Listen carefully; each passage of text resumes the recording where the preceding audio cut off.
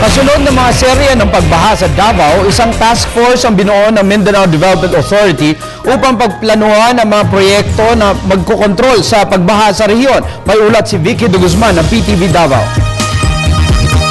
Matapos na binaha ang ilang barangay sa Davao City, nagkaroon ng isang pagpupulong na pinangunahan ng Mindanao Development Authority kung saan napag-usapan ng mga board members nito ang pagbubuo umano ng isang task force riverways na mangunguna sa pagpaplano at pagsasagawa ng mga proyekto upang makontrol ang pagbaha sa iba't ibang lugar sa Mindanao. Ito ang pahayag ni Governor Rodolfo del Rosario sa pagharap nito sa media kaninang umaga.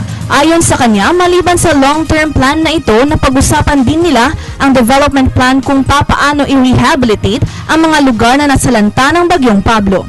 Than taking up the Mindanao Development Plan for 2013, we are also looking to how we can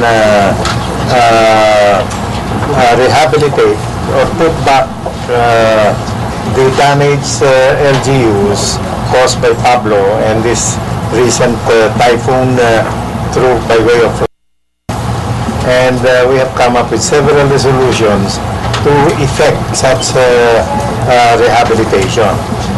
Hopefully we can bring in donor countries or investors from outside of the Philippines to bring in their resources to help reconstruct the damaged areas of Region 11.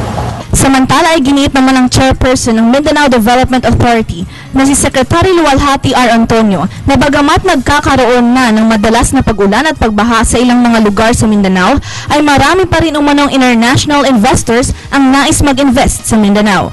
In the BIMP-IAG, they're sending another delegation of Malaysian businessmen sa July. And they are seeking for, ang dami agri, the nice thing about this is agri, like oil palm and rubber. Samantala ay inihayag naman din ni Governor Mujib Hataman na sa pamamagitan ng framework agreement ay magiging investment-friendly umano ang kanilang lugar. Yung reform move, yung reform arm now, ang direction nun towards a new policy. But on our part, the mandate of the President and the directive of the President is to institute reforms in different agencies of ARMM. So, hoping after the final peace agreement, a new political entity will be set up. But more international agencies are also coming, talking to us in preparation for the new political entity, especially on human resource development.